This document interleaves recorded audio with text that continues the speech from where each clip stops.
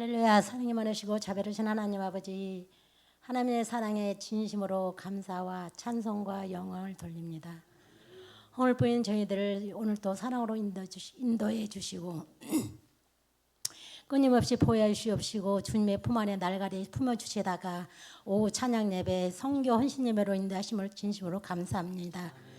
김만배 선교사님, 저희들은 처음 보지만 주님 아시오매 어렵고 힘든 가정에서도 주님 경고의 아버지는 믿음 잃지 않고 어려운 속에서도 주님 빛을 발하는 선교사님으로 주님을 내주하는 사모님으로 하나님 함께 하신 하나님께 감사와 찬송을 드립니다.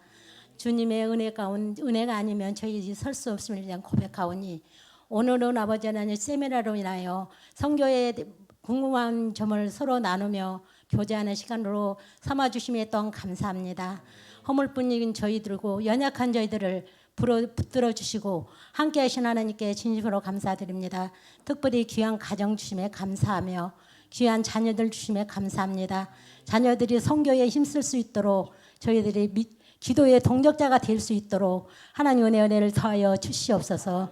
하나님 감사합니다. 우리 다산성교를 사랑하여 주시고 인도하신 하나님 아버지 감사합니다. 이곳에 주님의 경륜 가운데 아버지 이 자리에 세워주심을 믿습니다. 이 전이 구원의 방주가 되게 하나님 도와주시옵시고 흩어지면 아버지 하나님 전도하고 모이면 기도하는 저희 재단이 될 수 있도록 은혜를 더하여 주시옵소서. 특별히 수요 전도팀을 사랑하여 주시옵시고 가정이 변화되며 가정이 화목하며 가정으로 사랑이 나누는 공동체의 아버지 가정이 될 수 있도록 하나님께 주시옵시고 아버지 하나님 날마다 수요일마다 나와서 전도하는 그 예쁘게 받아주시고 그 헌신을 하늘의 별과 같이 빛나게 하나님 인도하여 주시옵소서. 하나님 감사합니다. 저희들 늘 기도로 부족하지만 연약한 무릎을 세워서 교회의 재단에 아버지 안에 헌신될 수 있도록 하나님 인도하여 주시옵기를 간절히 바라고 원합니다. 특별히 올로 목사님 아버지 하나님 선교지에 계시는데 늘 영역간의 강건을 허락하여 주시고 늘 피곤치 않도록 붙들어 주시옵소서. 오늘 아버지 하나님 헌신 예배가 저희들의 일평생에 꼭 마음속에 새길 수 있는 귀하고 복된 시간 될 수 있도록 은혜를 더하여 주시옵소서. 우리 청년부를 사랑하여 주신 하나님 감사합니다. 청년부가 배가 되게 하심을 또한 감사합니다. 아버지 하나님 우리 청년부가 교회에서 아버지 보배롭고 존귀하게 쓰임받는 아버지 하나님 우리 청년들이 될 수 있도록 저희들이 기도로 후원할 수 있도록 저희들의 무릎을 세워 주시옵소서. 오늘 또 함께 하신 하나님께 감사를 드리며 예수님의 이름으로 기도 올립나이다. 아멘.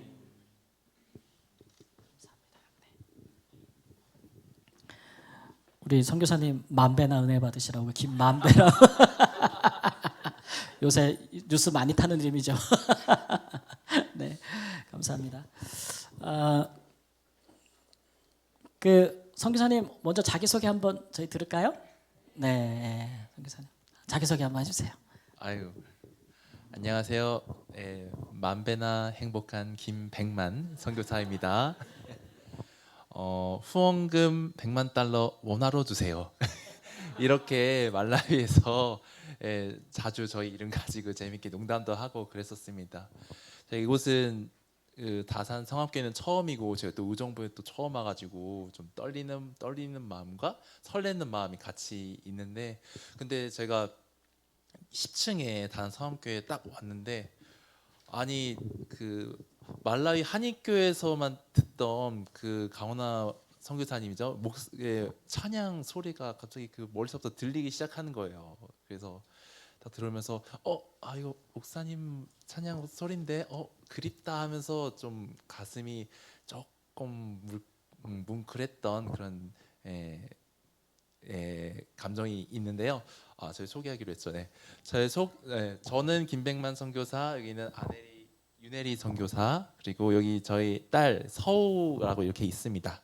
이렇게 있고요. 저희 사역에 대해서 짧게 영상 하나 준비했는데 그거 한번 틀어보시고 그 이후에 저희가 어떻게 선교를 결심하게 됐고 했는지, 그리고 저희 사역이 어떻게 진행이 되고 있는지 길지 않은 시간 짧게 나누도록 하겠습니다.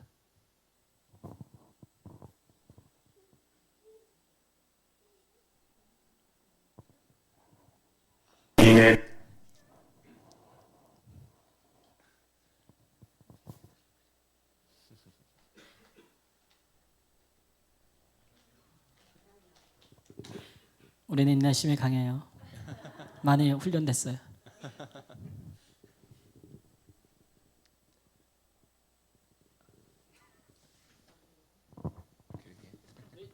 지금 몇 개월이에요? 서우가 아, 서우. 20개월. 서우. 예. 오늘 이상한데 성기사님도 여기 의정부라 그러고 여기 남양주인데. 아 맞네.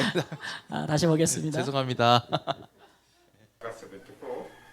nimakalamu muzimanga liba kwakalolo kuliro mugula nkiito ku CDP y'obupunzikisi akulako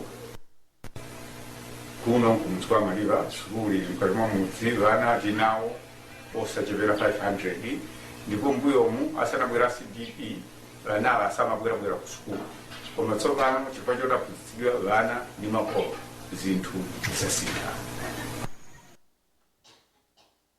mudzi muno tsopano zinthu zamba kusintha atabwera a CDP.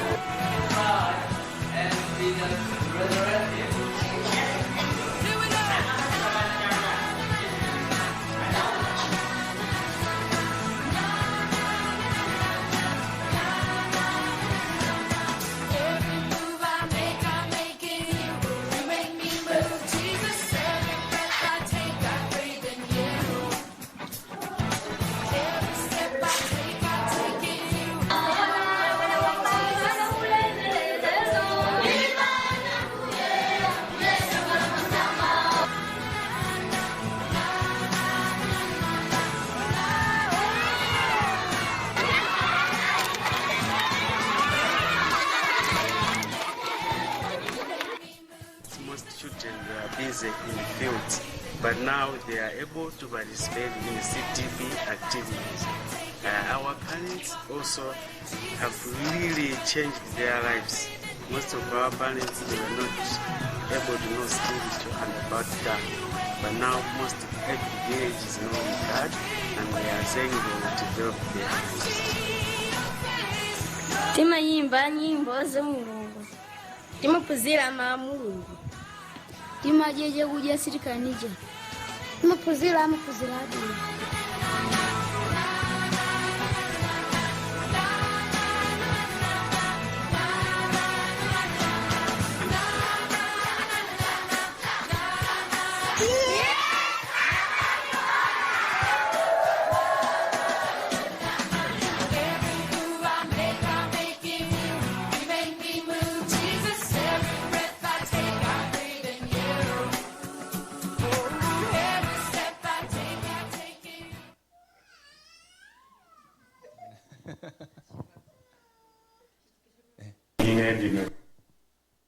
네.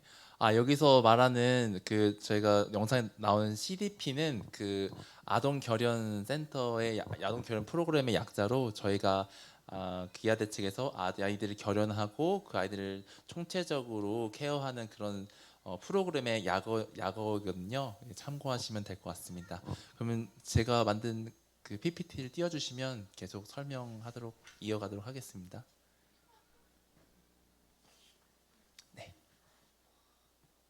다음을 넘겨주세요. 네, 저는 2015년 그 7월에 말라위에 처음 그 선교지로 말라위 선교지로 오게 되었는데요.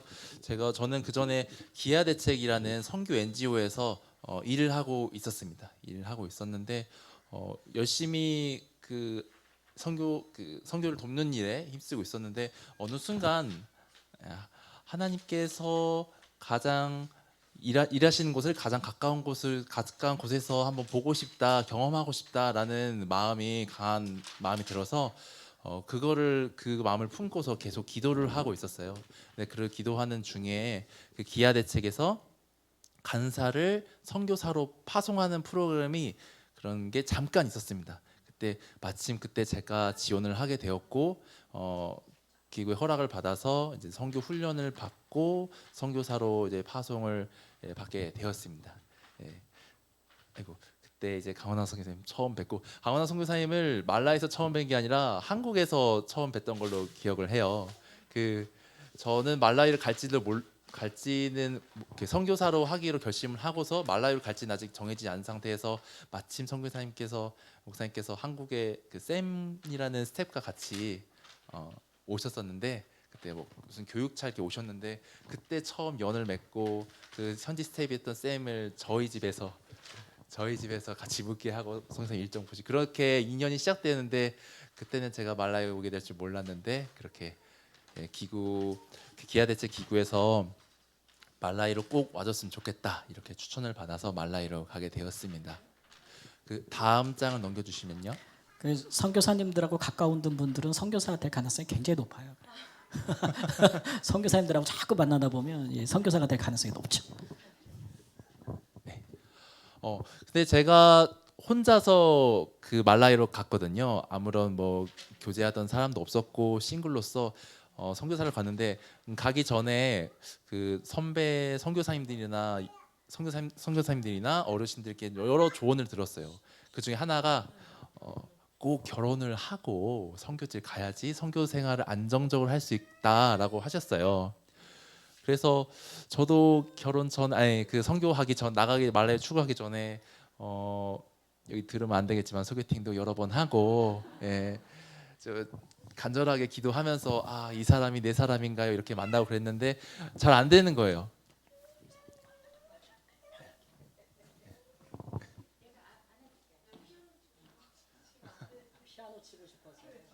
피아노는 안 돼서야. 예. 아이고 죄송합니다. 예. 그래서 결혼이 계속 안 되고 선교 날짜는 다가오는데 그 교제를 할 그 자매는 생기지 않고 그래서 마음이 좀 상심이 컸어요. 그래서 하나님께서 저 선교를 보내실 건데 그러면 왜 같이 보내셔야지 이렇게 혼자서 하게 하시냐 이게 원하지 않으시는 거 아니냐 저 말라위 가는 거를 그렇게 기도를 했는데 하나님께서 보통 이런 마음 주시더라고요. 내가 능력이 있고 네가 필요하다고 한다면 저기 있는 저 돌을 들어서도 너에게 참 좋은 배필을 만들어줄 수 있는데 너는 뭘 그렇게 걱정을 하냐 그냥 나가라 이렇게 말씀을 주셔서 네 하나님 그럼 좀 나가겠습니다 하고서 딱 나갔어요. 근데 하나님께서 저의 좀 궁핍함을 좀 기억을 하셨던 것 같아요. 그래서 선교를 나간 지 한 달 만에 그 한국에 있는 갓 필리핀에서 아내는 지금 필리핀에서 1년 선교를 했거든요. 필리핀에서 1년 선교를 하고 마침 들어온 그 자매를 소개시켜 주셔서 그렇게 좀 온라인으로 저는 말라위 아내는 한국 이렇게 해서 카카오톡으로 교제를 하게 되었습니다. 선교사님 그 목사님께서는 저의 좀 스토리를 좀 디테일하게 아시고 제가 밤마다 그 시차 때문에 밤마다 전화기를 붙들고 이렇게 했던 거를 좀 놀리면서 지켜보셨었는데 아무튼 그랬고 아내가 감사하게도 12월에 9월부터 교제를 시작했고 12월에 저를 좀 면접을 봐야겠다. 그리고 말라위가 자기가 살 곳인지 선교를 할 수 있을 곳인지 좀 보고 싶다 해가지고 혼자 왔어요. 그 가족들은 반대를 했는데 제가 면접을 봐서 제가 아니면은 제가 만약에 면접에 불합격되면은 자기는 일을 할 것이고 합격이 되면 자기는 결혼을 하고 같이 선교를 나갈 것이다 이렇게 결심을 하고서 혼자 혈 단신에 왔습니다. 감사하게도 면접이 잘 진행이 돼서 아내가 지금 여기 있게 된 거겠죠. 이런 거를 일전의 과정을 보면서 하나님께서 제가 필요하고 그런 것들 간절히 구해서 안 됐을 때도 하나님은 저의 그런 상황과 저의 가장 좋은 것을 아시고 가장 좋은 때에 이렇게 아내를 또 맞이하게 해주셨습니다. 다음은 넘으시면. 아니 우리 선교사님 저 이렇게 간단하게 들어서 그렇지 말라위에서 얼마나 전전긍긍되셨는지 몰라요.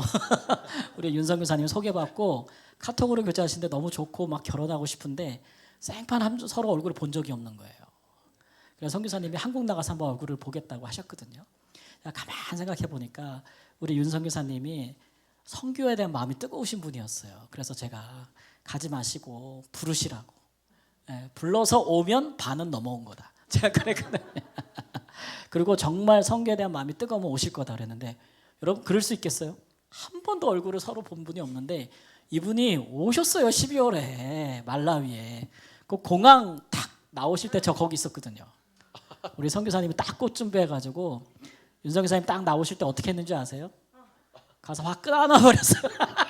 처음 보는 이분을.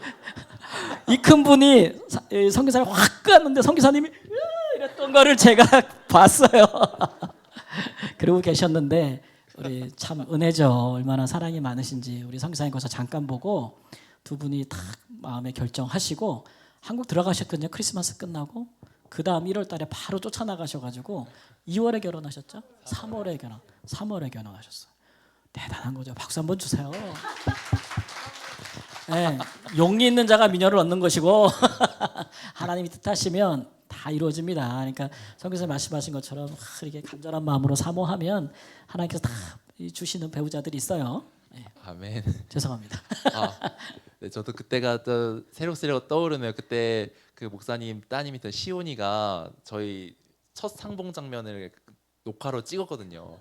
근데 제가 안 왔는데 허리가 뒤로 접히면서 아내는 저한테 왜 이러세요 막 이러셨고 처음 만났으니까 저는 제 좀 의욕이 앞섰나 봅니다. 예. 그리고 그 제가 사실 선교 초년생이어가지고 초년생이 바로 한국에 나가고 그런 게 사실 쉽진 않거든요. 그 다른 선교지 같은 경우는 그 선임 목사님께서 선임 선교사님께서 어딜 감히 1년도 안 된 선교사가 선교지에 나가서 한국에 간다는 말을 하냐 이렇게 하시는데 우리 강원하 목사님은 흔쾌히 아내가 왔는데 너는 빨리 나가서 결혼해야지 이렇게 해가지고 감사하게 기쁜 마음으로 가서 결혼을 후딱 해치우고 말라리로 왔던 기억이 납니다.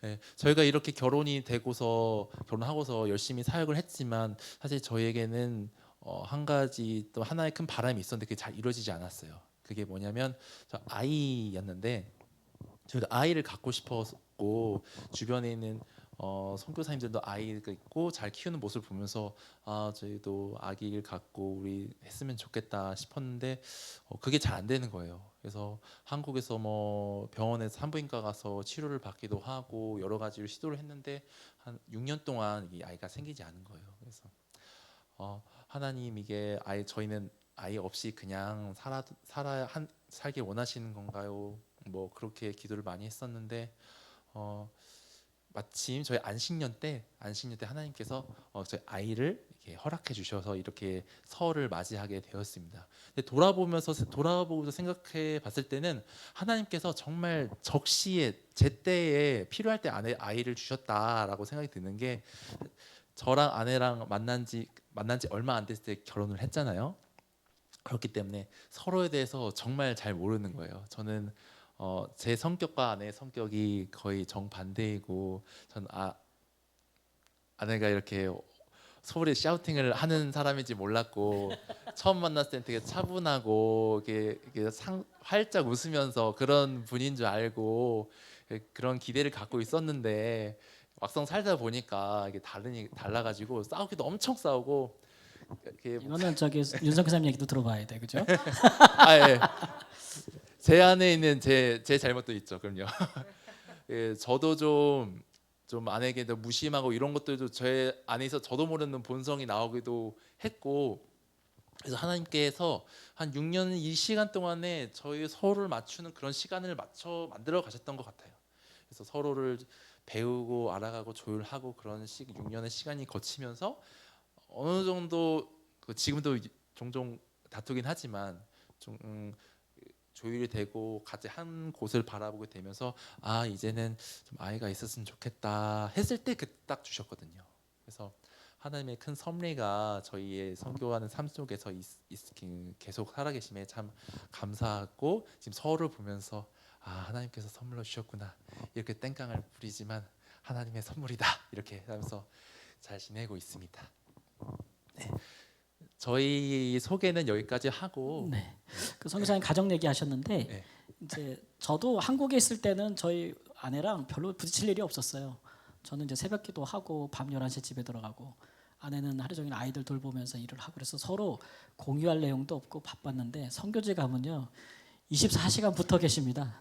눈 뜰 때부터 눈 감을 때까지 모든 것을 같이 공유해요. 모든 것을 같이 공유하기 때문에 안 부딪힐래야 안 부딪힐 수가 없죠. 예. 그러다 보니까 서로에 대해서 정말 다 짧은 시간 안에 다 보게 되는 거예요.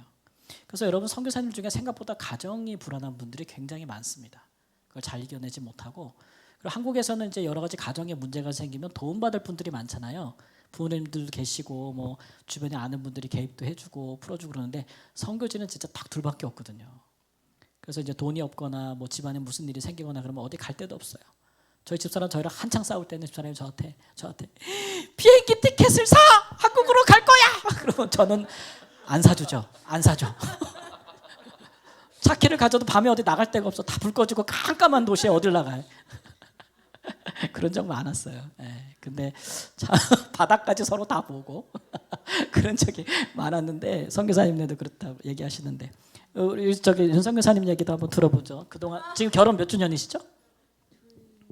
7년? 예, 결혼 7년 동안에 그동안 선교지에서 삶이 어떠하셨는지 잠시 한번 들어보겠습니다. 저는 이렇게 한국에서 이제 학교를 일찍 졸업하고 저는 이제 취직을 일찍 했거든요. 20대 초반에 해가지고 한 7, 8년을 다녔어요 회사를. 그리고 되게 바쁘게 살거든요.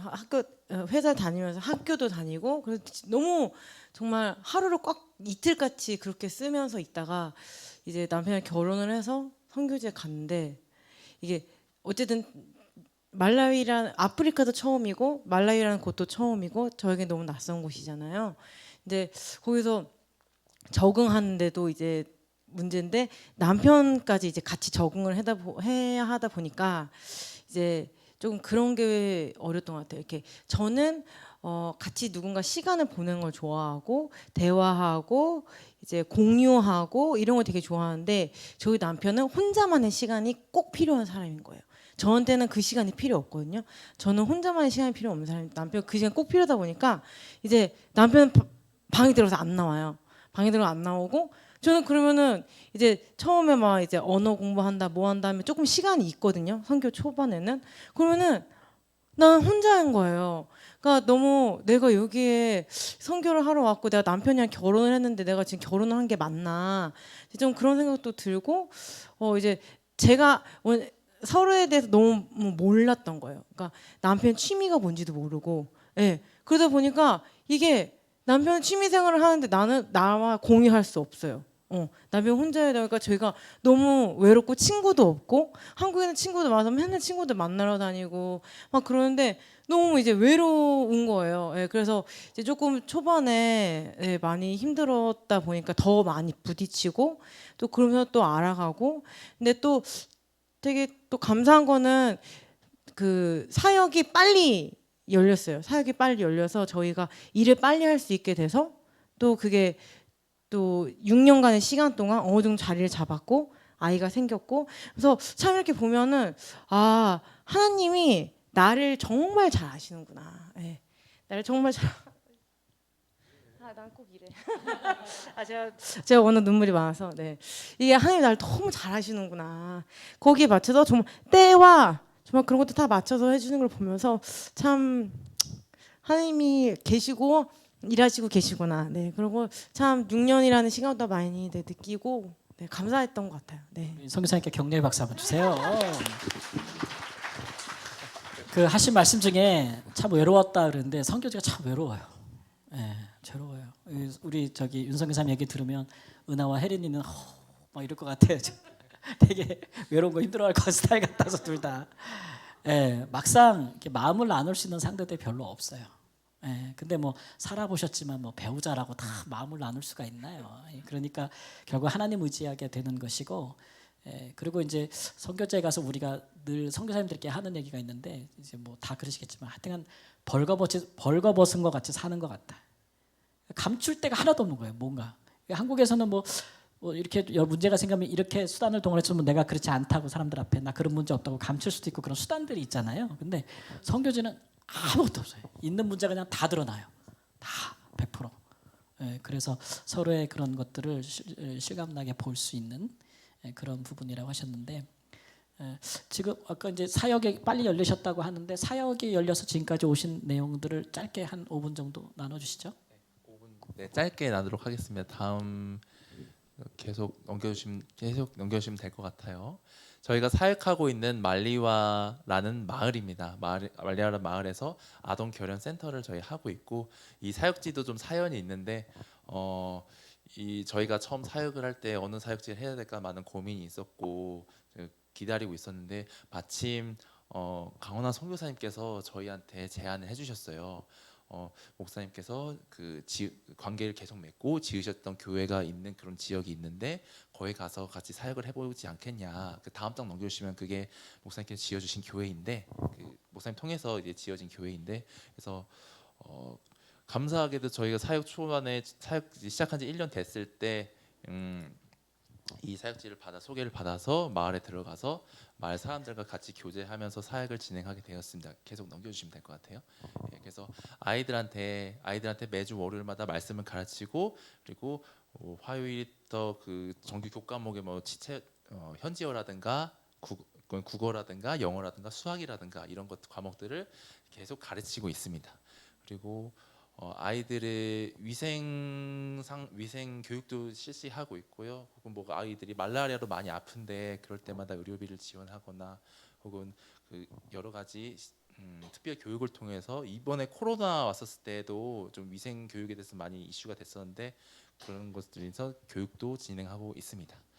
그리고 아이들이 학교 거의 집에서 일하고 학교 가고 이런 식의 반복되는 그 루틴이 있는데, 아이들이 좀 사회생활을 할 수 있게 하고 좀 경험할 수 있게 하도록 하기 위해서 좀 견학도 가고요. 그리고 아이들 체육 활동도 하게 하고 미술 활동도 함으로 인해서 아이들의 좀 정서 발달될 수 있도록 노력하고 있습니다.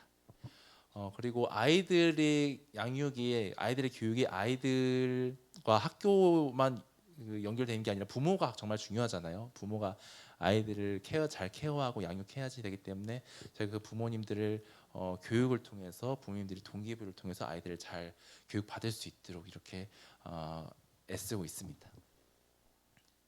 그리고 여기는 말라위는 아시다시피 그 물이 40m만 파도 깨끗한 물이 나올 수 있는데 그런 시설을 할 수가 없어가지고 저런 엉덩이 물을 마시고 더러운 물을 마시고로 인해서 콜레라라든가 여러 질병으로 고통을 많이 받고 있거든요. 그 뒤에 보시면 저렇게 손으로 우물을 파가지고 거기에 담는 물을 마시는데 저게 병균이 득실득실합니다. 그래서 근데 어쩔 수 없이 목마르니까 마셔야 되는 거죠. 뒷장 넘겨주시면 이렇게 해서 어머님들이 그리고 여자아이들이 이렇게 짊어지고 가는 거예요. 저 먼 곳을. 그래서 저희들이 그런 대상지를 찾아서 넘겨주시면 저렇게 대상지를 찾아서 그 우물을 시추를 하고 해서 마을 사람들에게 우물을 제공하는 일도 같이 하고 있습니다. 그리고 저희 다음으로는 저희 최근에 한 2년 전부터 이제 나텐제라는 지역에 중고등학교, 나텐제라는 지역에 저희 기아대책 센터에 큰 교육 센터가 있어요. 제가 알기로는 강원아 선교사님 예전에 선교보고 하실 때 큰 사역지 이렇게 보여주신 걸로 아는데, 그 중에서 저는 중고등학교 일부를 맡아서 이렇게 운영을 하고 있습니다. 지금 현재 아이들이 190명 정도 되는데, 이 나텐제 학교를 통해서 이 지역의 아이들이 크리스찬 리더로서 교육을 받고 또 그 학교를 넘어서서 나텐제 커뮤니티에 좀 선한 영향을 끼칠 수 있도록 애쓰고 있습니다. 네. 네. 우리 선교사님 사역 보고 아시겠지만 말라위 선교사님들이 이제 대부분 선교사님이 한 가지만 하거든요. 특히 이제 서양 선교사님들, 외국 선교사님들은 와서 딱 한 가지 해요. 분업이 잘 돼 있어가지고 학교에서 회계 담당은 회계만 하고, 행정 담당은 행정만 하고, 교사는 교사만 하고, 그 외에 다른 일을 안 합니다. 근데 우리 한국 선교사님들은 전천후예요. 농업, 건축업, 목축업, 그 다음에 또 뭐 학교 운영, 뭐 우물 파는 거, 교회 세우는 거, 그런 걸 다 해요. 우리 선교사님 사역도 지금 소개 안 된 것도 있지만 긴국구도 들어가고 저기 그 춘궁기 때 식량 구제도 하시고 막 그럴 때 요즘 또 굉장히 바쁘시다고 하는데 모든 사역의 이제 기본이 되는 게 어떤 커뮤니티를 만나든지 그 어린이들 자녀들을 상대로 먼저 사역을 시작하시는데 그게 이제 굉장히 꼼꼼해야 하는 부분이라 사실은 남자 선교사님보다 우리 여성 선교사님들이 훨씬 잘하시죠. 그래서 우리 선교사님이 그 일에 많이 애쓰실 텐데 우리 질문 주신 중에 선교지로 떠나기 전이나 선교지 도착 후에 영적인 반해를 경험한 적이 있으시나요? 있다면 어떤 방법으로 공격을 받으셨나 이렇게 두 분께 다 질문을 드리는데 특히 이제 윤 선교사님께는 이제 어린이 사역 이런 것들을 많이 하시면서 드셨던 어떤 영적인 도전이나 전쟁 또는 싸움 그런 부분들에 대해서 한번 이야기해 주시고 또 최근에 이제 뭐 경험하신 것도 좋고 또 그런 것들을 어떻게 잘 슬기롭게 이겨내고 계신지 그런 부분 한번 사역을 하시면서 느끼셨던 점들 얘기해 주시고 그 다음에 선교사님이 또 봉교사님 사역을 통해 말씀해 주시고. 영적인 싸움으로는 이제 제가 가장 생각나는 게 이상하게 저희 센터에서는 자꾸 죽음을 보게 돼요. 그러니까 저희가 처음 들어갔을 때 16년에 들어갔고요. 한 17년도 하반기 때인가 그때 초등학교 5학년이었어요. 그 친구가 그 애기가 근데 특이한 선천적인 질병이 있었어요. 그러니까 적혈구가 동그랗잖아요. 근데 걔는 이렇게 난 모양이에요. 그래서 산소가 제대로 공급이 안 되니까 피가 잘 안 도는 거예요. 근데 이게 아프리카 지역에만 존재하는 그런 선천적인 질병이에요. 근데 이 질병이 단명을 한다고는 하더라고요. 근데 너무 빨리 그 죽음을 보게 됐는데 이제 어느 날 그래서 신방을 갔어요. 애가 안 나오니까 아프다고 해서 신방을 갔는데 이제 한 달에 한 번씩 아빠한테서 수혈을 받았거든요. 근데 이게 정기적으로 딱 뭐 예를 들어 25일에 간다 병원을. 그럼 딱 25일만 하면 되는데 이게 꼭 사람 몸이 한 번씩 더 아플 때 있고 면역력이 약해지면 더 아프고 그러잖아요. 근데 피가 필요한 거예요. 그 정한 날이 아닌데. 근데 문제는 여기가 어쨌든 그 말라위 사람들은 생계가 이게 이렇게 고정된 일이 없기 때문에 이렇게 일을 찾아서 다닌단 말이에요. 근데 아빠한테 항상 수혈을 받았는데 아빠가 너무 멀리 간 거예요. 일을 하러. 그러니까 애가 갔더니 이렇게 바닥에 햇빛 나는데 이렇게 밖에 그 흙바닥에 그냥 뭐 하나 깔고 누워 있어요. 네. 근데 그걸 보는데 제가 용기 내서 그러니까 왜 그런지 모르겠어요. 이게 제가 기도를 해줬어야 되는데 가 나중에 생각이 나더라고요. 내가 한번 걔한테 이렇게 하고서 기도 한번 해줄 걸.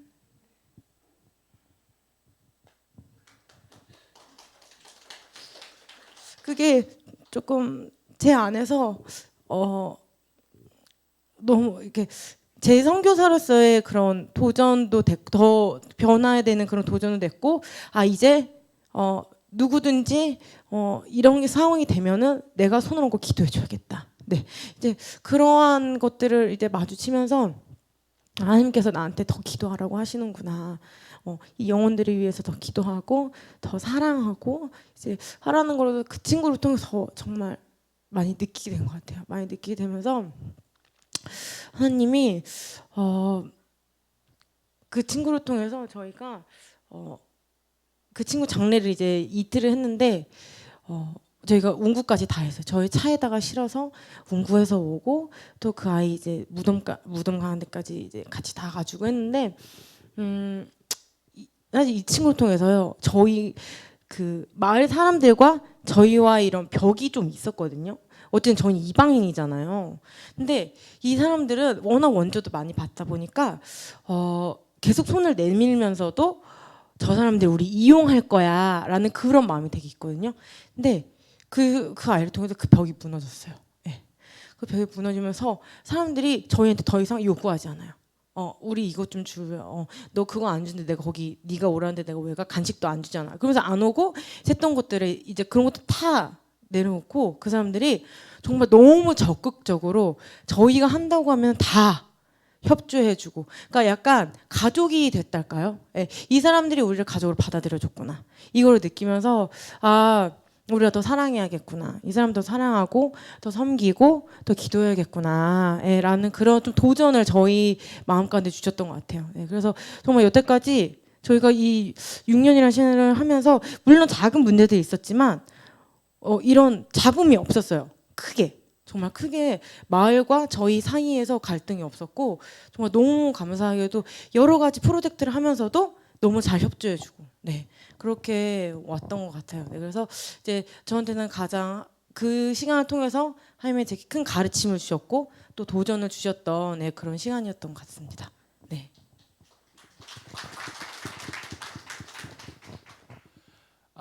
저는 그럼 좀 가볍게 저는 뭐 최근에도 겪고 있는 일이거든요. 저는 라텐제 중고등학교를 운영하면서 그 아이들을 케어하고 실제적으로 좀 재정 같은 것들을 보고 하는데 뭐랄까 쉽게 얘기하면은 운영비가 부족한 거죠. 저희 스태프들 매니저는 저희한테 뭐 이것도 했으면 좋겠다, 학교 아이들을 위해서 이걸 했으면 좋겠다, 뭐 그렇게 얘기를 하는데 사실 학비로는 한계가 있고 그 성도님들이나 교회에서 후원을 해주셔야 되는데 해주셔야지 충당이 되는 부분인데 그게 아직은 부족하니 이러면 안 돼, 우리 재정을 보고 좀 생각을 했다가 나중에 하자 이렇게 얘기를 하게 되더라고요. 그런데 하면서 제 한켠엔 좀 아이들을 교육하고 아이들을 양육해야 되는 그런 일인데 자꾸 제 머릿속에는 어떻게 하면 이 부족을 메꾸지? 이 부족분을 어떻게 하면 메꾸지? 그런 생각만 제 머릿속에 가득한 거예요. 근데 사실은 저희가 이 학교가 운영이 되는 게 뭔가 운영을 위해서 한 게 아니잖아요. 이 아이들을 정말 양육하고 그리스도인이 제자로서 키우기 위한 학교로서 이렇게 운영을 해야 되는 건데 제가 그걸 놓치고 있을 때가 많더라고요. 자칫 잘못하다가는 삐끗하고 잘못하겠다는 그런 생각이 많이 들더라고요. 그래서 그런 마음이 넘어져서 빠지다가 주님 이건 아니죠. 제가 이 아이들 영혼을 보게 해주세요. 기도했다가 이렇게 넘어졌다가 다시 이렇게 기도했다가 이런 상황이 요새 계속 반복이 되는 것 같습니다. 네, 우리 윤석 교사님 그 죽음을 보는 게 힘들고 많이 또는 그 어려움이라고 얘기하셨는데 하나님이 통해서 이제 이렇게 바꿔주시기는 하는데 그 얼마 전에 그 같이 동역하던 그 반다 케이파스가라는 아까 인터뷰 영상에 잠깐 나왔었는데 제가 보고 저도 그 소식을 여기서 듣고 엄청 울었어요. 성사님과 통화하면서 너무 착하고 신실하신 그리고 이제 그 마을 사역에 굉장히 앞장섰던 귀한 청년이었고 결혼도 했고 저 앞으로 이제 선교사님 부부랑 함께할 놀라운 일들도 생각하고 있었는데 갑작스럽게 그렇게 이제 질병으로 평안하게 그래서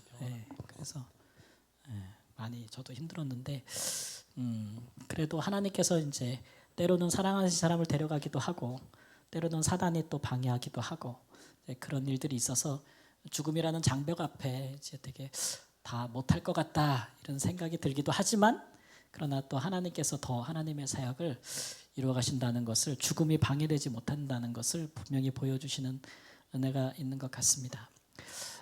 선교사님 이제 뭐 그 재정적인 얘기도 하셨는데 사실 뭐 재정적으로 굉장히 쪼달리죠. 선교가 항상 그래요. 남는 건 한 번도 없는 것 같아요, 그죠?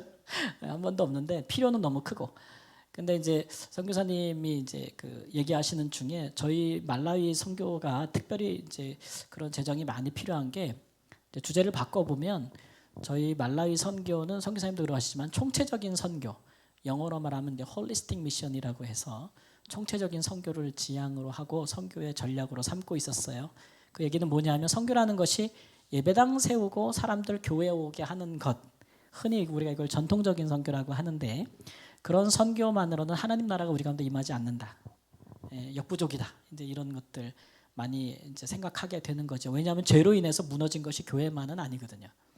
우리의 삶의 몸이 무너지고 질병으로 무너지고 말라위에서 알다시피 모든 가정이 다 파괴가 되고 너무 많은 가정들이 경제적인 난으로 다 찢어지고 말라위의 전통적인 문화 때문에 너무 많은 사람들이 고통을 받고 성경에서 벗어나 있고 뭐 여러 가지 정치, 경제, 사회, 문화 많은 부분에서 무너져 있기 때문에 사실 그 모든 것을 다 일으켜 세움에 있어서 선교사들이 그 일에 헌신해야 될 것이다라는 것이 이제 총체적인 선교 관점이고, 그렇기 위해서는 선교제 절대 목사만 필요한 건 아닙니다. 오늘 질문 중에 너무 좋았어요. 제가 이게 우리 장성주 성도님이 해주신 것 같은데, 선교는 꼭 신학대 나온 저 같은 사람만 하는 건가요?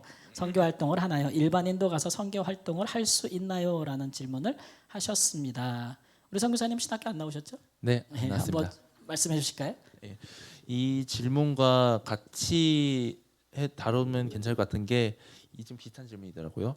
단기 선교를 꿈꾸고 있는 새싹 꽃남입니다. 선교 준비를 하게 된다면 준비 기간과 뭘 중심으로 준비해야 하는지 궁금해요. 누가 새싹이라는 거예요? 많이 큰 새싹 같은데. 네. 사실 저는 아시다시피 평신도이고 평신도 선교사로 있고 기아대체 간사를 하다가 선교사로 헌신돼서 결단하고서 나온 케이스입니다.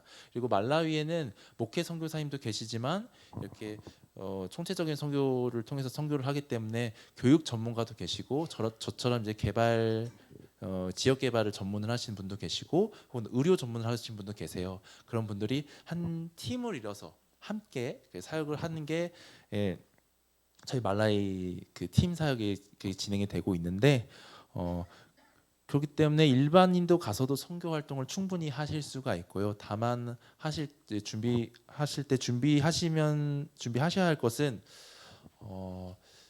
제 생각에는 내가 본인이 가서 선교지에서 무엇을 할 수 있는지 좀 그런 고민이 좀 필요하신 것 같아요. 뭐 꼭 목회를 해야 된다는 아니고 목회가 아니더라도 뭐 예를 들면 미용이라든가 뭐 예술이라든가 혹은 체육이라든가 그런 것들 자기가 흥미가 있고 좀 더 아이들에게 좀 현지인들에게 전문적으로 도울 수 있는 그런 방향을 먼저 생각을 해보시고 그리고 선교 단체를 찾으시면 좋은데 그 목회 GMS나 그런 목회 그런 단체도 있지만 평신도를 받아주는 그런 단체도 있거든요. 예를 들면 기아대책 같은 경우도 개발 중심의 선교, 그래서 개발 중심을 하는 그런 선교사님들을 모집을 하기도 하고요.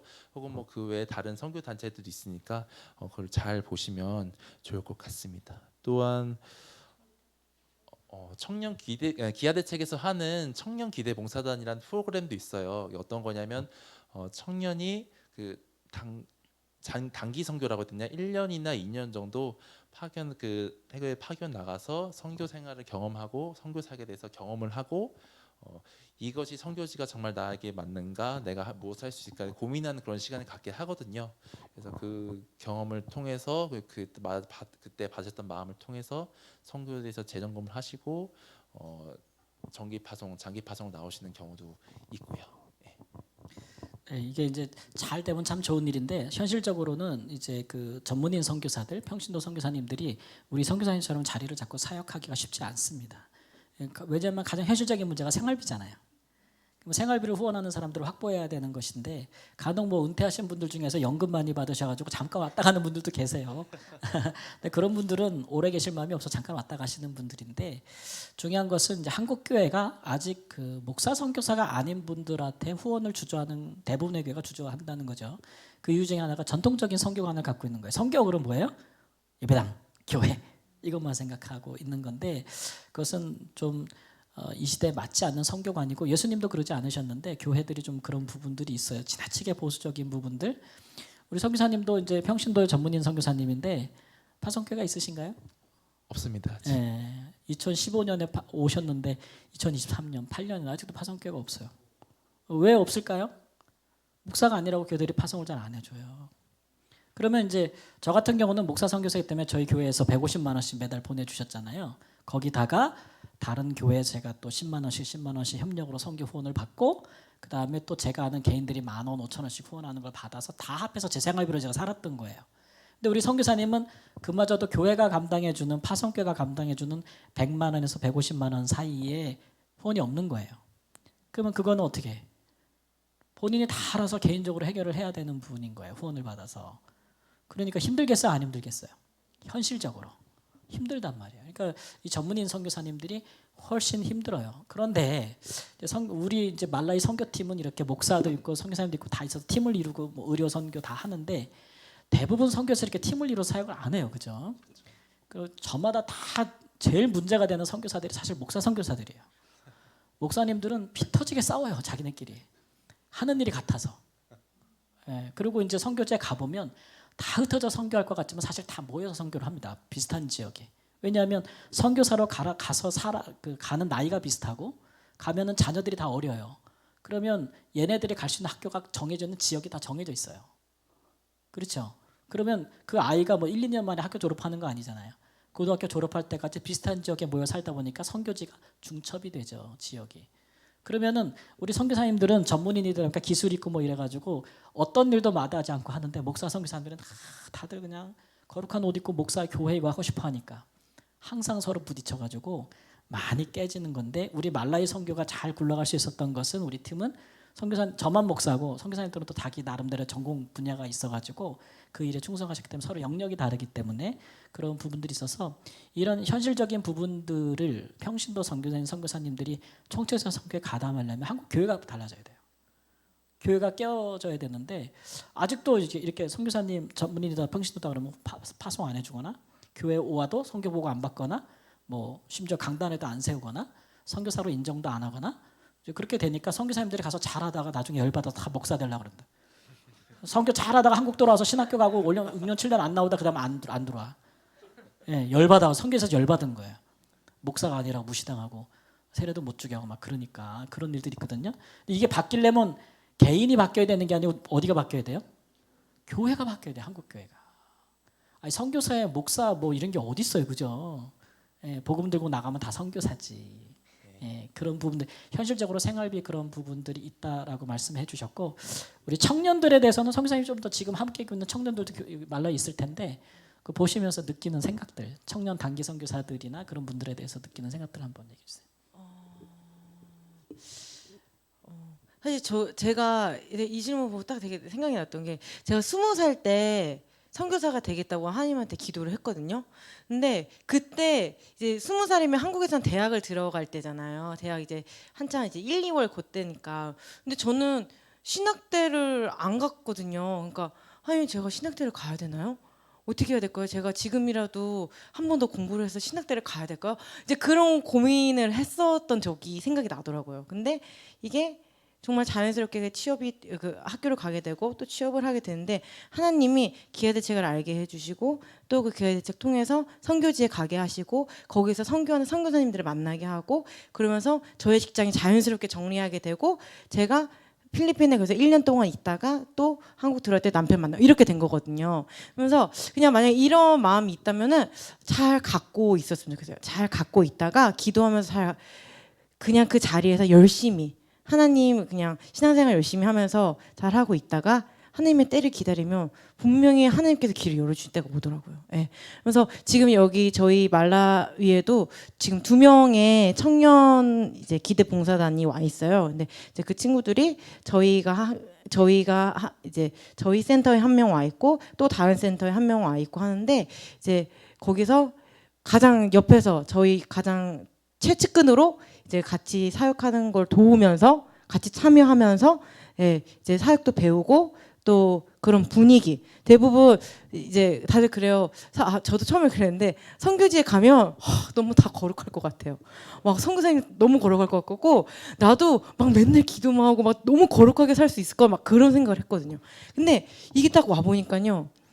정말 영적인 싸움이 너무 이걸 가로막는 것들이 너무 많아요. 예. 그런 환경들이나 그런 것들이 너무 일단은 한국은 예배에 노출이 많이 되잖아요. 네, 말라위는 그런 한국어 예배라든가 이제 그런 것들에 노출이 없고 모임이 없고 그런 말씀을 함께 나누고 이제 그런 시간들이 없다 보니까 더 내가 개인적으로 이걸 더 힘써야 되고 이제 그런 에너지가 더 들어가는 거죠. 예. 그래서 이런 것들을 잘 대비해 놓는다면 정말 하나님께서 잘 준비하게 해주셨다가 길을 열어주실 거라고 저는 생각을 합니다. 네. 그래. 그 청년들이 이제 선교에 대한 마음을 품고 있다가 나중에 기다리다가 때가 왔는데 안 가죠. 기다리다가 다 버렸어. 예. 근데 이제 아까 그 기아대책 기대봉사단이라는 얘기를 하셨는데 그게 뭐냐면 한국의 대부분의 NGO들은 다 기독교 기반으로 출발을 했습니다. 여러분이 알고 계신 월드비전이나 또 컴패션이나 또는 한국국제기아대책기구라든가 또 뭐 있죠? 굿네이버스라든가 다 이제 기독교 기반으로 선교적 개념을 갖고 출발을 했어요. 그런데 하다 보니까 이런 단체들은 모금이 필요하잖아요. 후원금을 모금해야 되는데 근데 문제는 한국 정부나 이제 기업 예전에 한국교회가 왕성했을 때는 교회 후원을 받아서 이렇게 일을 할 수 있었는데 한국교회가 자꾸 쇠락하잖아요. 그러니까 전체적인 선교 후원이 줄어들게 되니까 이런 이제 NGO들이 이제 정부나 기업의 후원을 받기 시작하는 거죠. 그런데 정부나 기업들은 후원할 수 있는 조건이 있어요. 그게 뭐냐면 기독교 빼라는 거죠. 예, 그러니까 대부분의 단체에서 기독교를 뺍니다. 그래서 공식적으로 선교적 의미에서 그런 단체들이 하는 곳에서 돕기는 여러분 광고에 나오는 모든 NGO들이 사실 많이 돕긴 하지만 거기서 예배하거나 애들한테 전도하거나 이런 일을 못 해요. 근데 한국 NGO 중에서 유독 유일하게 기독교적 정체성을 유지하고 선교적 관점에서 그걸 하고 있는 게 한국국제기아대책기구예요. 그래서 우리가 기아대책이라고 부르는데 저도 거기 몸담고 있었고 우리 선교사님도 지금 거기에 몸을 담고 있는데 거기에 이제 미션 NGO라는 분명한 정체성을 갖고 있는데 이제 이런 교회들이 이런 이제 청년들이나 이런 분들이 선교지 가야 되는데 한국교회가 예전만큼 청년들 단기 선교 보내서 생활비 지원하고 이런 거 안 하거든요. 그러니까 청년들이 장기 선교를 가기 전에 옛날에는 우리처럼 그냥 경험이 없이 그냥 가서 처음부터 장기 선교를 가서 맨 땅에 헤딩하면서 배우기에는 우리 청년들이 그렇지 못하니까 단기 선교를 좀 경험해야 되는데 자기가 벌어놓은 거 가지고 가서 쓰면서 생활비 벌면서 할 수 있는 청년이 몇 명이나 되겠어요. 그 뭐 선교사님이 오는 애들 다 어떻게 먹이고 재우고 다 생활비를 되겠어요. 안 되니까 그걸 교회들이 좀 경험할 선교사를 키우는 장면 지원을 해줘야 되는데 한국교회는 힘이 없거나 마음이 없고 이게 잘 안 된단 말이에요. 그러다 보니까 NGO들이 청년들을 보내서 이제 기대봉사단원이라는 그런 이름으로 청년들을 1년 2년 보내는데 보낼 때 비행기 티켓값 대주고 그 다음에 생활비의 뭐 70%를 지원해주고 이런 식으로 해준다. 비자피 얼마를 대주고 이런 식으로 해주는데 그러면 그 후원을 누가 하느냐? 누가 해요? 기업이 하겠어요? 안 하죠. 선교사들은 왜 하겠어요? 누가 할까요? 제가 알기로는 개인이 하는 걸로 들었어요. 그러니까 성도님들이 이제 성도님 중에서도 어떤 이런 분들이 있어요. 나는 어느 교회 다니는데 우리 교회가 선교를 잘 안 해. 해도 너무 전통적이야. 근데 나는 선교를 더 잘하고 싶어. 그런 경우에 이제 기아대책 같은 단체를 통해 선교하는 분들이 계세요. 근데 이제 기아대책 기구에서 한 분이 매해 1억씩 헌금을 한다 그러더라고요. 그래서 그 기금을 가지고 청년들 수십 명을 각 나라에 보내서 1년 2년 단기 선교의 경험을 쌓게 하면 그 사람들이 나중에 가서 정착을 하게 되면 우리 선교사님처럼 훌륭한 선교사들이 되시는 거죠. 예, 그런 일들에 사실은 하나님의 사람들이 움직이지 않으면 그런 일들이 잘 안 돼요. 무엇보다도 교회가 좀 그런 일에 깨어 있어야 돼요. 그렇죠? 그러면 강 목사는 그런 일에 깨어 있을까 안 있을까요? 너무 열려 있고 너무 깨어 있어서 문제야. 너무 열려 있는데 아직 우리가 준비가 안 됐어. 그죠? 저는 선교 현장에서 이런 일을 다 보고 주관하다가 왔는데 우리 교회가 이런 일을 하기 위해서는 더 우리 성도님들이 복을 받고 더 준비돼야겠다라는 생각으로 충만하고 잠을 이루지 못하고 불철주야 기도하고 새벽에 또 기도하고 금요일에도 나와서 기도하자 그런데 잘 안 나오고 말해 이런 상황이라니. 기억해 주시라 이런 얘기죠. 예. 근데 우리 교회가 하나님께서 이렇게 훌륭한 직분을 떠나서 우리 선교사님들, 전문인 선교사님들 또 은퇴하고 또 아직 은퇴해도 우리 젊잖아요, 그죠? 한국에 은퇴하지만 젊은 분들 굉장히 많은데 그래서 선교제 헌신하고 싶은 분들이 있는데 현실적인 이런 문제들이 있어요. 왜냐하면 선교제 가면 우리 선교사님 말씀은 영적인 전쟁이에요. 공격을 엄청 당해요. 마귀가 가만 안 있지. 뭐 한국에서는 건강했어요. 근데 선교제 가보세요. 환경이 너무 달라요. 우리 릴롱계도 1200곳이 되나요? 네. 1200곳 정도 없는 혈압도 생기고 없는 당뇨도 생기고 막 이런단 말이에요. 그러니까 그런 일들에 기도해 주는 교회가 필요하겠어요? 안 필요하겠어요? 당연히 필요한데 교회들이 거기에 관심이 없어요. 목사냐 아니냐부터 따지고 있으니까 그런 부분들의 교회가 열려야 되고 성도님들이 얼마든지 1년이든 2년이든 6개월이든 한 달이든 가셔서 현재 있는 장기 선교사님들과 함께 삶을 공유하면서 일을 하다가 편하게 돌아오실 수 있는 그런 부분들에 대해서 서로 돕고 열리는 그런 그 있어야 되겠다라는 그런 생각들을 좀 가지셔야 될 것 같다 이런 생각이 듭니다. 자, 우리 한두 가지만 질문 더 받고 마치죠. 혹시 궁금하신 거? 네?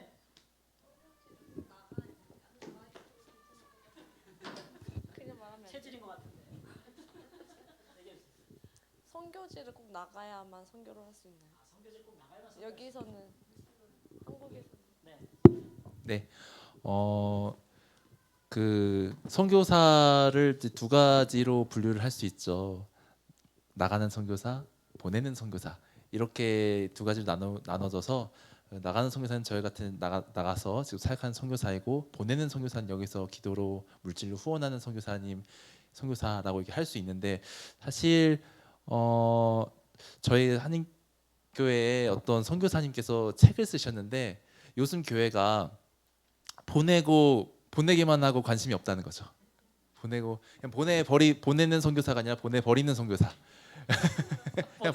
보내버리고 그냥 관심 없이 지내고 있겠지 하게 생각하는 그런 분들이 안타깝게도 좀 많으신데 이제는 보내는 선교사가 아니라 돌보는 선교사라고 해야 된다고 그래서 말씀하시더라고요. 그런 것처럼 한국에서 충분히 선교사를 후원하면서 혹은 기도하면서 그렇게 함께 동역을 할 수 있습니다. 하지만 단기간에 그렇게 끝내는 것이 아니고 계속해서 지속적으로 기도를 해주시고 지속적으로 관심 가져주셔야 나가서 계시는 선교사님도 힘을 내서 하나님의 은혜로 잘 일할 수 있다고 저는 생각합니다. 선교지가 지구상의 어느 나라든 인터넷이 다 됩니다. 요즘은 3G까지는 다 나와요. 우리나라는 4G, 5G까지 3G까지 되면 카톡이 다 돼요. 그러니까 저는 이제 선교 같은 헌신 예배 드릴 때 시간 맞춰서 선교사님이 현장에서 바로 실시간으로 여기서 동영상 우리에게 페이스톡으로 이야기하고 막 이런 것도 하고 싶어요. 우리 교회가 그런 이제 파송도 하고 그런 일들이 된다면 네트워크가 얼마든지 가능한 거죠. 그리고 이제 선교는 굉장히 장기전입니다. 선교사님 한 번 보내놓고 이제 잘 살아있겠지 하고 있다가 가끔 이제 한번 들어오면 얼굴 보고 그럼 저도 그러셨죠. 우리 교회 저 보내놓고 한 몇 년 만에 한번 잠깐 얼굴 보시고 그러셨잖아요. 저도 목사님하고 가끔 뭐 1년에 한 번 통화할까 말까 뭐 이 정도 있는데 그렇게 해서는 선교 네트워크가 잘 안 되기 마련이죠. 그래서 그런 일들에 선교가 좀 더 네트워크 있게 잘 이루어질 필요가 있다. 지금은 얼마든지 이제 그런 열린 시대가 됐으니까요. 그리고 한국에서 선교사님 말씀하신 것처럼 선교 얼마든지 가능하죠. 예를 들면 저는 미국하고 그런 일을 해봤는데 미국의 이제 저기 서쪽 위에 가면은 산호세 우리말로 이제 산조세 영어로 그 뭐라 그러죠? 막이라 뭐 기술 막 발달한 지역 있잖아요. 무슨 실리콘밸리? 실리콘밸리에 있는 임마누엘 교회라는 미국의 교회랑 제가 그걸 해봤는데 실시간으로 그 말라위의 아이들과 미국하고 시차를 맞춰서 오전 오후 이렇게 맞춰서 인터넷을 열어버려요. 그러면 그 교회 교인들이 그 방에 들어와서 아이들에게 영어 교육을 합니다. 근데 그게 시차가 안 맞는다 그러면 동영상을 만들어서 보내요. 왜냐하면 교회에는 교사들도 있고 또 미국이니까 영어를 잘하잖아요, 그렇죠? 그러니까 그런 분들이 막 동영상을 만들거나 아니면 그 주에 했던 주일학교 프로그램 그거를 녹화해서 보내줘요. 그러면 그거 파일로 오는데 얼마 안 걸리잖아요, 그죠? 인터넷으로. 그러면 우리 아이들 모실 때 그거를 TV로 방영을 해버립니다. 그러면 교육의 질이 올라가겠어요, 안 올라가겠어요? 올라가죠. 그러니까 지금은 지역적 구분으로 선교를 논할 때가 안 돼요. 그러니까 선교적 교회가 된다는 것은 우리 성도님들이 1차적으로 삶 가운데 선교하는 거고 두 번째는 교회로 선교하는 건데 얼마든지 할 수 있어요. 저는 저희 교회가 역량이 되면 할 수 있는 당도가 너무 많아. 청년들 꼭 안 보내도 돼. 직장 생활하고 돈 벌어야 되는데 어떻게 포기하고 와요? 그럼 여기서도 얼마든지 아동 결혼도 할 수 있고 아이하고 네트워크로 얘기할 수도 있고 성교사님 연결해주면 페이스톡으로 서로 대화도 할 수 있고 다 할 수 있어. 우리 성도님도 마찬가지고. 다만 우리가 아직 준비가 안 됐기 때문에 그런 거예요. 되시겠죠? 그런 것들 얼마든지 할 수 있습니다. 뭐 요즘은 가나 안 가나 또 가 계신 분들이 있으니까 또 얼마나 좋아요, 그렇죠? 자 마지막 질문 하나 받겠습니다. 장로님. 오늘 너무 좋은 시간 같습니다. 선교를 우리가 헌신 예배를 드려도 뭐 예배 형식으로 드리면 하니까 선교에 어떻게 비전을 가질까, 성도들이 어떻게 해야 할지를 사실 목사님들과 그런 심도 있게 논의한 적이 없었거든요. 저도 장로지만은 선교지도 이렇게 탐방도 하고 그렇지만 이렇게 참 좋은 시간이다 그런 생각이 듭니다. 제가 이제 그때 선교사님으로 목사님 계실 때 아까 말씀드렸지만 말라위를 한번 갔다 왔었는데도 2013년도니까 그때는 안 계셨죠. 그래서 제가 이제까지 한번 여쭤보겠는데요. 선교하실 때 이제 좀 대충 아까 말씀을 하셨지만은 가장 힘들었던 점, 또 가장 보람이 있었던 점, 그다음 두 번째 이제 평신도가 선교를 할 때 어떻게 하면 더 아까 이제 목사님 다 말씀하셨는데 더욱 더 효과적으로 할 수 있을까? 세 번째는 이제 가장 기념비적인 선교가 어떤 것이라고 생각하시는지 여쭙고 싶고요. 그다음에 제가 그때 목사님 그때 장로님이 한번 4만 평인가 헌신했다고 했잖아요. 거기가 개발이 어느 정도 되었는가 좀 궁금도 하고. 그다음에 이제 아까 말씀 중에도 우리 사회생활도 마찬가지예요. 외국도 그러지만 우리도 이 대인관계를 가질 때 뭘 바라기보다도 마음을 먼저 얻는 게 굉장히 중요한 것 같아요. 그런 게 많이 도움이 됐고요. 그다음에 평신도에 사역하는데 지금 어떻게 그러면 생활비라든지 선교 비용을 지금 하고 계시는가 좀 궁금하고 그렇습니다.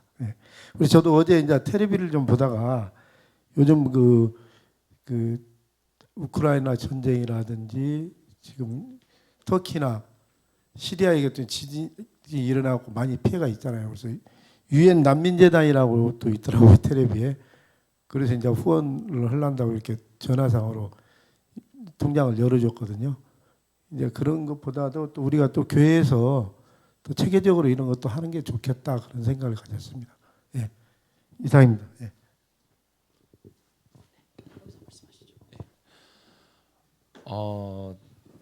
네, 먼저 기억나는 질문부터 이렇게 답변을 먼저 드리도록 하겠습니다. 가장 선교하면서 가장 힘들었을 때는 그렇죠. 목사님께서도 아까 말씀하셨었는데 저희가 함께 사역했던 그 매니저 친구가 후두암으로 세상을 갑자기 떠나게 됐을 때 그때가 저희가 가장 마음이 아팠고요. 근데 그 아픈 마음이 계속 진행이 되고 있는데 왜냐하면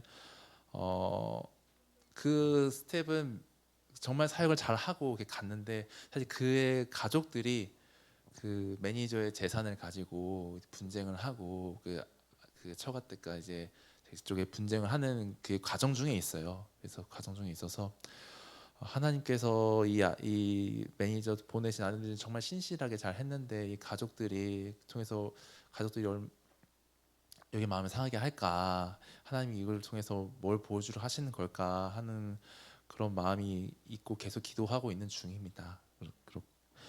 그렇고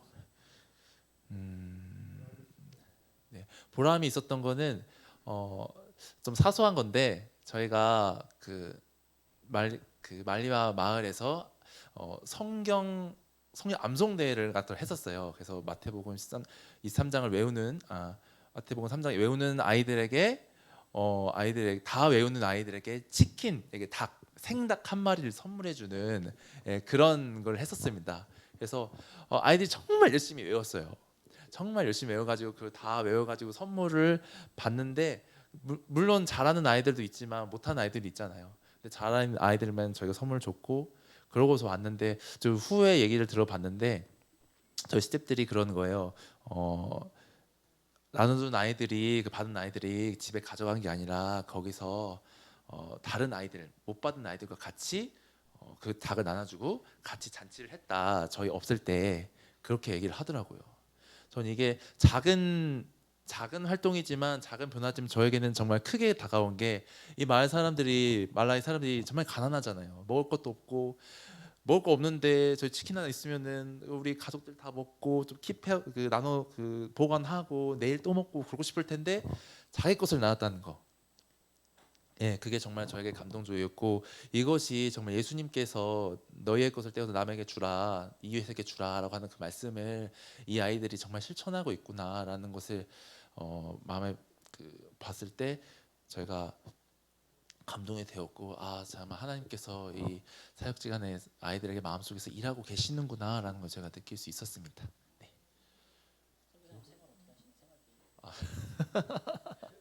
생활비는 그 파송교회는 없고 후원하시는 조금씩 뭐 10만 원씩 이렇게 후원 주신 교회와 개인적으로 뭐 2만 원, 3만 원, 뭐 1,000원도 계시고 그런 분들을 모아가지고 하고 있는데 그래서 둘이 있었을 때는 아 그래도 괜찮다 했는데 하나가 더 생기니까 아 기저귀 값, 분유 값 빠듯하다. 애가 유치원 가면 어린이집 가면 어떡하지? 이런 걱정이 솔직히 인간적인 마음으로는 있습니다. 하지만 언제나 하나님께서 늘 채워주셨고 저희가 한때는 제가 간사 선교사로서 기아 대책으로서 선교 헌금을 아니 선교비를 조금 지원받았거든요. 기아 대책에서. 근데 그게 한 3개월 하다가 그게 없어졌어요. 그래서 선교비가 반토막이 돼가지고 뭐 200만 원 받던 게 100만 원이 돼가지고 아 이걸 어떻게 생활하냐 먹고 사냐 이렇게 했는데 돌아보니까 하나님께서 다 필요한 거 다 채워주시더라고요. 예, 아멘. 그럼요. 예, 있습니다. 그 제가 이제 선교사 하면서 한 가지 다짐했던 게 있습니다. 뭐 제가 목회할 줄은 몰랐는데 목회를 하게 돼서 우리가 선교사를 파송하면 꼭 달러 기준으로 후원을 해야겠다. 그러니까 선교사 생활비를 100만 원이 아니고 1,000불 이렇게. 왜냐하면 저도 1,500원 될 때도 선교지에 있어봤고 1,300원 될 때도 있어봤고 1,100원 될 때도 있어봤는데 근데 내가 10년을 선교하나 13년을 선교하나 한국교회에서 온 돈은 똑같아요. 100만 원이면 죽어도 20년 후에도 100만 원이에요. 근데 내가 그 교회 전도사라면 그렇게 해주겠냐고요. 20년을 있었으면. 그렇게 안 해주는데 한국교회가 아직 그런 생각이 안 돼 있어요. 그러니까 선교사님 어떤 선교사님이 그 25년 된 선교사님이 그 큰 교회인데 그쪽 교회 제가 홈페이지에 올린 글을 봤어요. 사표를 던지면서. 근데 그 부분이 있더라고요. 제가 25년 동안 교회 후원을 받았는데 25년 전에 100만 원 받았는데 지금도 100만 원입니다. 이러면서 이제 사표 내시는 걸 봤는데 뭐 이걸 돈 밝히나 이렇게 생각하실 일이 아니고 사실 이런 일들은 선교사에게 굉장히 실질적인 일들이에요. 그러니까 선교에 대한 이해가 부족하기 때문에 그런 거예요. 예, 선교에 대한 이해가 부족하기 때문에 그러니까 선교사님들은 환율 같은데 굉장히 큰 영향을 많이 받거든요. 많이 받아요. 그 사역비도 마찬가지입니다. 이제 상상하기가 어려우시겠지만 공식적으로 사역을 은행으로 받잖아요. 은행으로 받아서 우리가 은행에서 환전을 하게 되면 물가보다도 4배, 5배나 더 낮게 받을 수밖에 없어요. 가난한 나라일수록. 그럼 그 돈 환전해가지고 사역비 쓴다는 게 굉장히 어렵습니다. 뭘 못해요. 한국에서는 10,000원 주면 큰일 할 수 있을 것 같지만 절대 그렇지 않아요. 그러니까 굉장히 어려워서 선교사님들이 자기 생활비 털어가지고 막 이렇게 하는 경우도 굉장히 많기 때문에 우리가 한국교회가 아까 많이 보내는 운동을 한다 그랬는데 한국교회가 많이 보내는 운동을 했었어요. 오랫동안. 무조건 보내는 건데 문제는 보내는데 책임을 안 지거나 잘 보내질 않는 거예요. 어떤 교회는 30만 원 주면서 보내놓고 우리 몇 명 파송했다 이렇게 되는 거고 그거 어떻게 살아요 선교사가. 가서 비즈니스 해야 살 수 있는 건데 그렇게 해서 비즈니스 하면서 딴 길로 가는 분들도 있어요. 근데 선교를 정말 잘하고자 하는 분들은 안 그러니까 우리 교회는 한 명을 파송하더라도 앞으로 제대로 했으면 좋겠습니다. 그렇죠? 예, 제대로 한 명을 파송하더라도 생활비도 제대로 주고 그다음에 그분이 은퇴하고 왔을 때 마련할 수 있는 장치도 어느 정도는 해놓고 좀 제대로 해야 선교사님들이 마음껏 할 수 있겠다라는 생각을 좀 하게 되네요. 그리고 아까 그 장로님이 장로님 왔다 가셨을 때 넓은 땅 있을 때 제가 그때 보여드렸었는데 한국에서 건축 회사를 하시던 분이 이제 나이 드셔서 회사가 이제 어떻게 좀 마무리하시고 이제 오셔서 이제 저가 선교할 때 건축을 함께 해주신 장로님이 있어요. 그러니까 제가 이제 모든 건축을 그분랑 함께 하다 보니까 건축을 많이 하다 보니까 그분이 회사를 가지고 하다 보니까 돈도 좀 버셨겠잖아요, 그죠?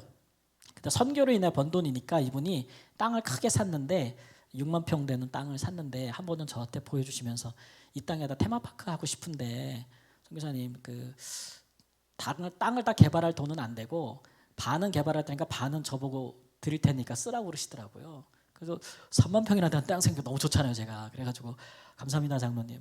그래가지고 한번 일주 동안 기도할게요. 그리고 일주 동안 다 기도하는데 기도하는 중에 마음에 그 땅에 다 뭐가 그려지는 거예요. 그래서 일주일 뒤에 만나가지고 장로님 모시고 그 땅 전체가 보이는 높은 바 위에 올라가서 그랬죠. 장로님, 우리 하나님이 치킨을 좋아하시는데 치킨이 양념 반, 후라이드 반 이렇게 좋아하시는데 반반 주지 말고 다 주세요. 제가 그랬어요. 저는 양념도 잘 먹고 후라이드도 잘 먹으니까 한 마리 다 달라고. 무슨 말인지 아셨죠? 땅 다 달라 그랬어요 제가. 예, 아유 욕심도 두껍다 그죠? 뭐 제가 가지는 재산 같은 거 그렇게 말을 못 하는데 제가 그 땅에서 하고 싶은 대학을 생각할 때는 그 땅이 전체가 필요했어요. 그래서 그렇게 말씀드려서 말씀드렸더니 장로님이 그렇게 하시겠다 그래가지고 다 받았잖아요.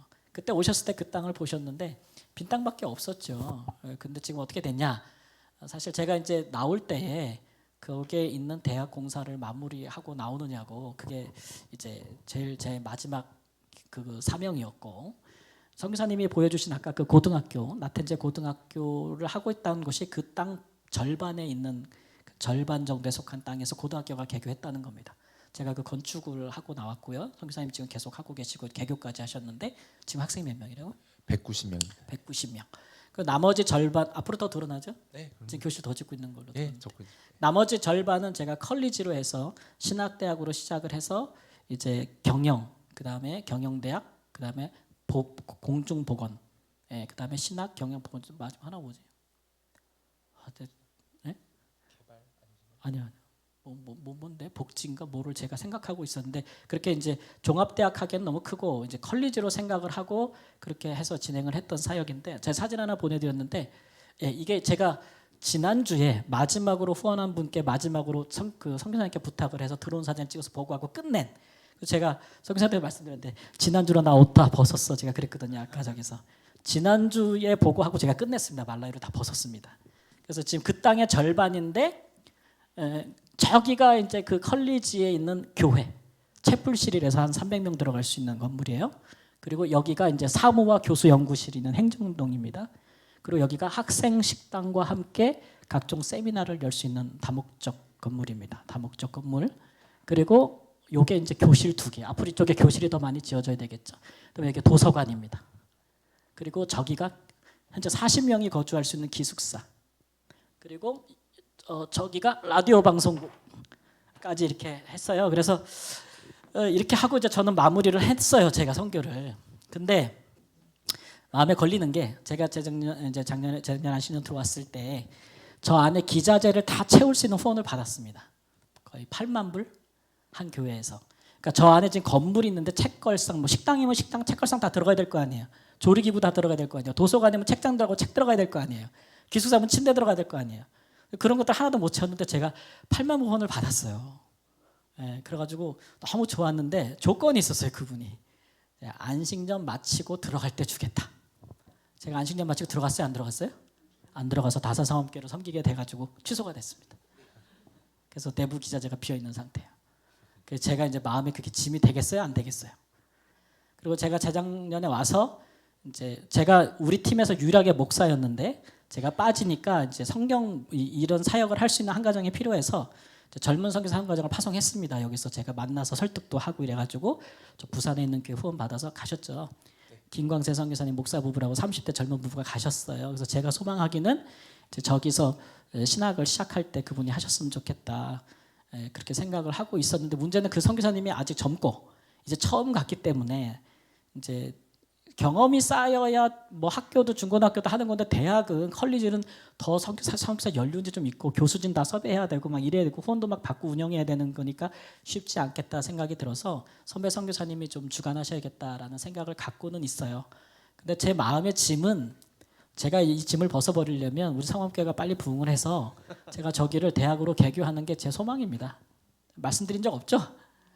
근데 제가 선교사 옷을 벗으면서 하나님 앞에 기도했던 거고 하나님 이게 제 마음에 남아있는 일인데 이거 마무리 못하고 나왔는데 이거 후원자들에게 약속한 일이었는데 저게 여러분이 후원한 결과예요. 지금 교회에서 교회 몇 개가 후원을 하고 또 이제 개인이 후원을 하시고 종합해서 저게 생겼는데 이렇게 보면 작은 것 같지만 굉장히 큰 건물들입니다.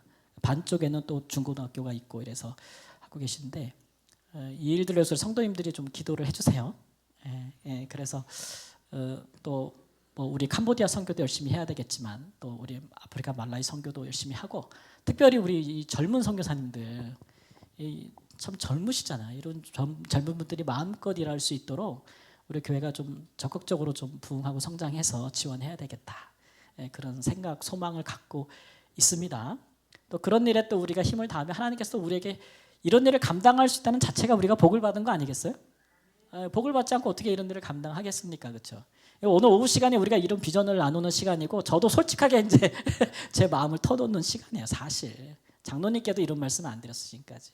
근데 제 마음의 짐이 그러하고 제가 기도하고 목회로 돌았을 때 마음이 그러했고 그래서 하나님께서 우리 교회를 부흥시키려는 확신이 있고 통해서 하나님께서 하실 일들을 기대하고 있습니다. 그러니까 이런 일들을 성도님 비전을 같이 해주세요. 흔들리지 말고 흔들리지 말고 교회 떠나지 말고 좀 다른 교회가 뭐가 달라요. 우리 교회가 최고지. 우리 교회가 얼마나 잘 될 교회인데 예. 교회를 좀 사랑하시고 떠나지 마세요.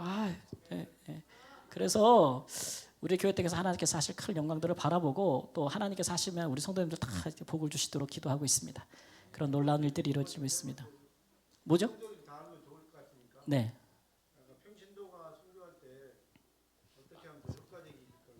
아까 말씀을 드리긴 했는데. 네.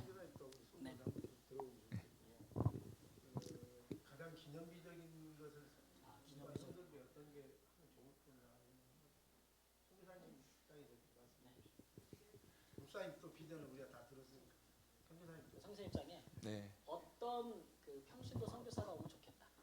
어떻게 준비된 사람이 오면 좋겠다. 효과적으로 선교를 할 수 있는 효과적인 선교.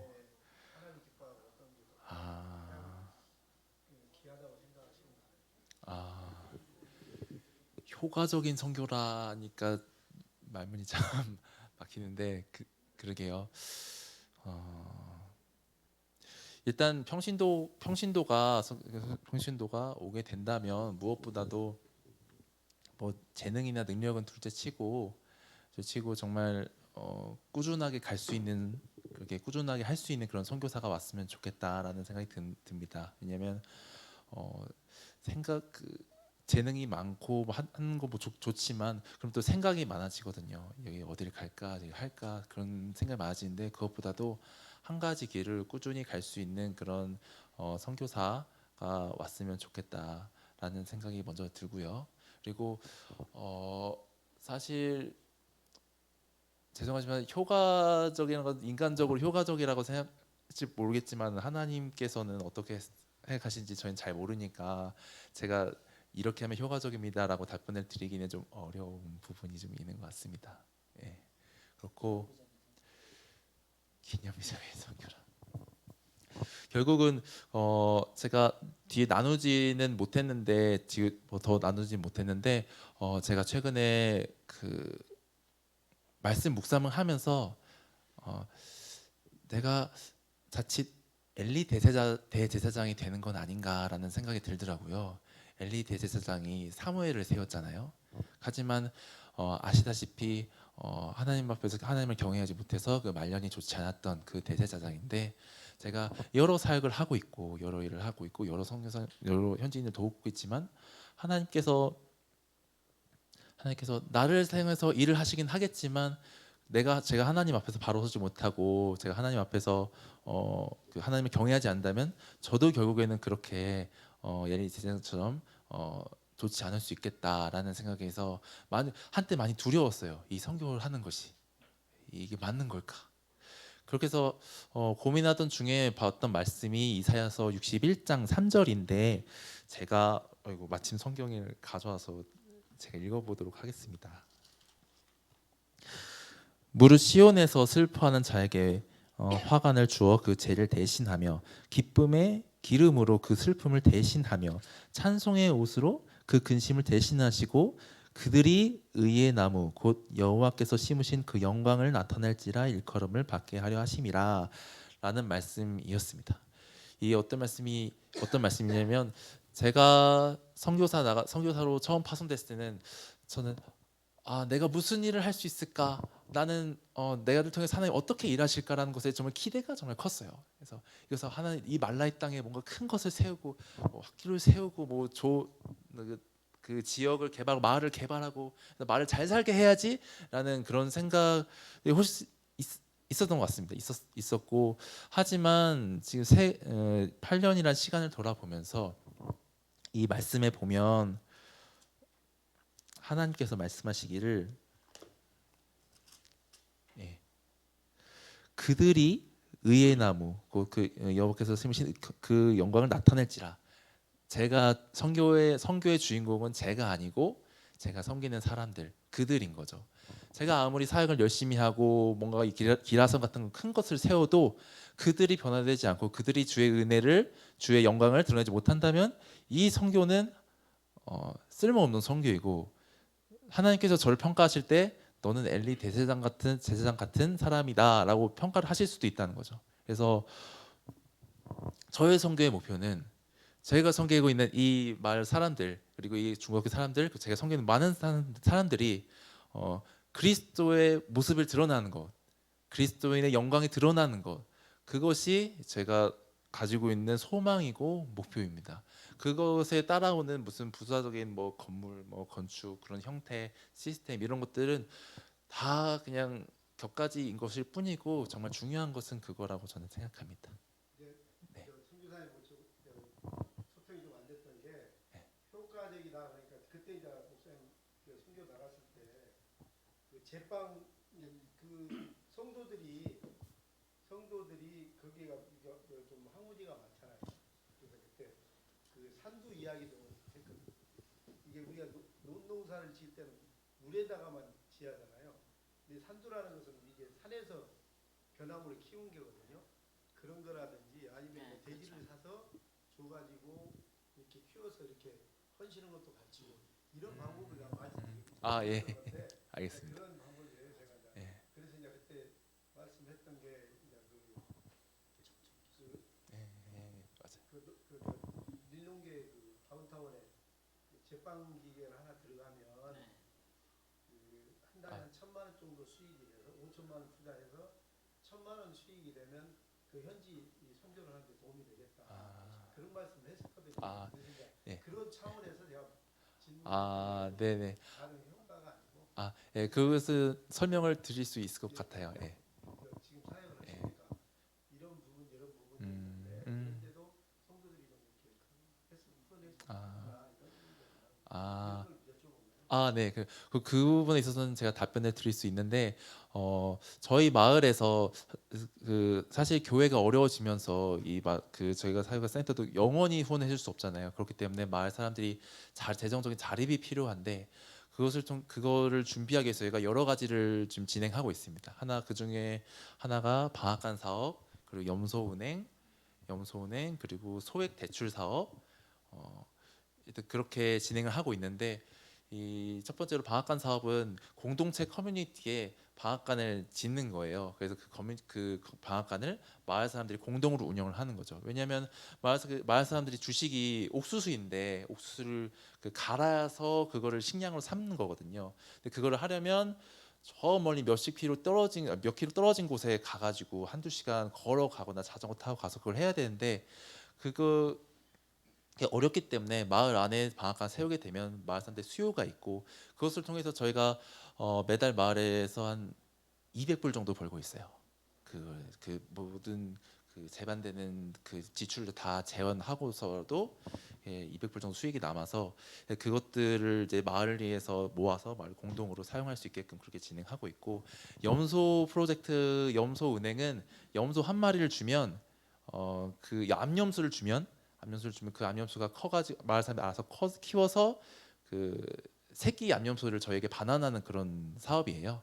그런 사업이고 좀 그 사업은 그 중고등학교를 앞둔 학생들을 가지고 있는 부모님들, 학비가 필요한 부모님들 대상으로 그걸 진행을 했는데 처음에 25마리를 시작을 했는데 그게 지금 한 80마리 정도 진행이 됐어요.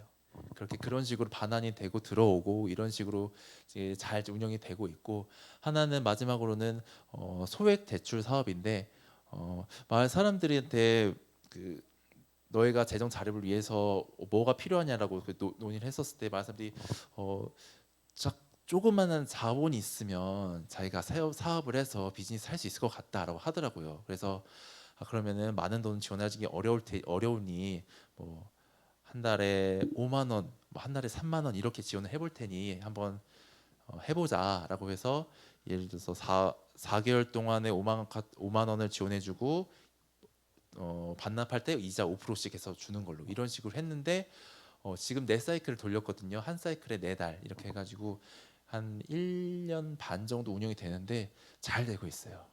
예, 그래서 많은 사람들이 의지는 있는데 자기 가게를 일으키고 싶고 아이들 학교를 보내고 싶은 그런 의지는 있는데 자본이 없기 때문에 어떻게 하지 못하는 거예요. 그래서 그것들을 저희가 그 마중물로 도와주면 많은 사람들이 충분히 그들의 가게를 좀 자리시킬 수 있는 그런 될 수 있을 거라고 생각합니다.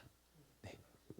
그 간혹 한국에서 이제 그 우리 평신도 선교사님 중에서 기술 같은 게 있어가지고 그 이제 선교제 가서 사용하고 싶은 분들이 계속 문의가 많이 오기도 했었어요. 근데 이걸 적정 기술이라고 우리가 부르는데 선교지는 대부분 한국보다 수십 년 뒤처진 곳이잖아요. 그러니까 지금 한국에서 잘 쓰고 계시는 기술을 와서 적용하시려면 많이 다운시켜야 돼요.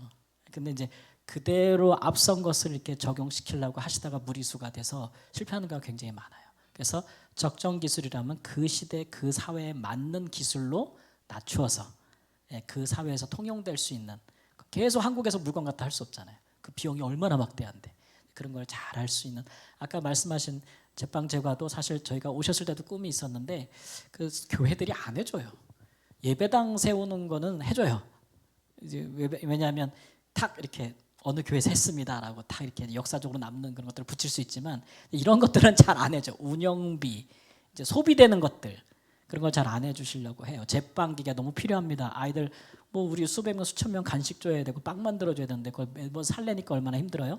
근데 우리가 그걸 직접 만들어서 회사를 설립해서 할 수 있다면 수익도 나고 빵도 제공해 줄 수 있고 한국에 계속적인 후원이 없어도 그 돈을 재활용할 수도 있고 투자할 수도 있고 너무 좋은데 거기에 관심이 없으시더라고요. 그래서 어려웠는데 그래서 저는 한 교회에서 작은 제빵기가 봐주다가 저희 집사람이 일주일에 몇 번씩 우리 윤성 교사님과 같이 빵 만들어서 애들 주고 막 이랬던 경험이 있는데 이제 그런 일들에 사실은 현재는 선교사님뿐만 아니라 이 후원하시는 분들이 해박한 이해를 가지고 있어야 가능한 일들이에요. 사실은 설명이 잘 안 되더라고요. 말로 해도 잘 이해를 못 하시고 후원 안 하시는 경우도 많아서 효과적인 선교는 그래서 현지에서 오래 계신 선교사님이 필요로 하는 것들을 지원하는 게 가장 효과적입니다.